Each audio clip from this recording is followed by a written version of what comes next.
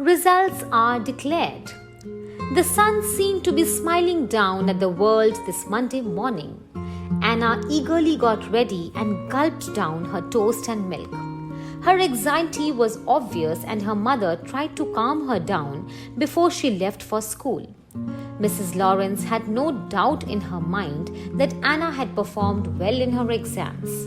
What she did not realize was the anxiety was more towards how David had fared and whether they would all be in the same class for the next term.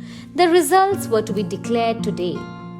Mr. Lawrence accompanied Anna to school once again, and this time too, Anna was rather quiet through the drive. The results had been put up near the blackboard in each class. Sister Agnes was there and Mr. Lawrence greeted her, as did Anna. Her name was amongst the top 5 students. Mr. Lawrence was overjoyed and gave Anna her hug right there, but Anna was still scanning the list.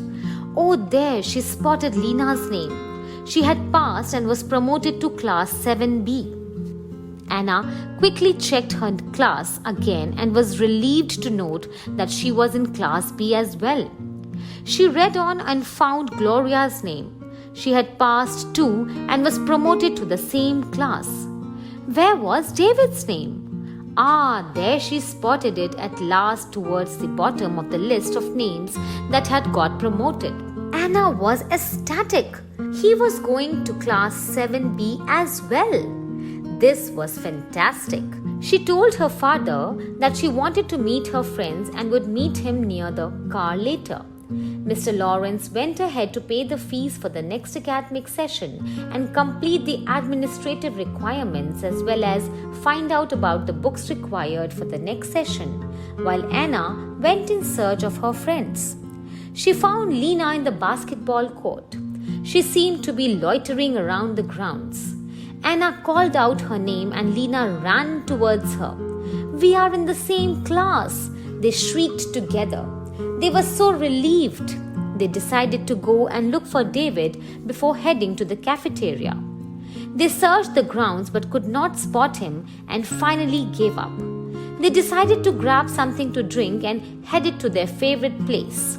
There was chatter all around and a lot of backslapping and good cheer as they passed through the corridors. As they approached the cafeteria, Anna decided to check out the area behind it on a hunch. Maybe it was because that is where she had found Frisky. There, she had been right to look here. It was under the same tree that they found David sitting. He seemed lost and forlorn. He seemed to be throwing small pebbles to the ground aimlessly. They went up to him and sat down as well. He told them he wanted to be left alone, and that surprised Anna.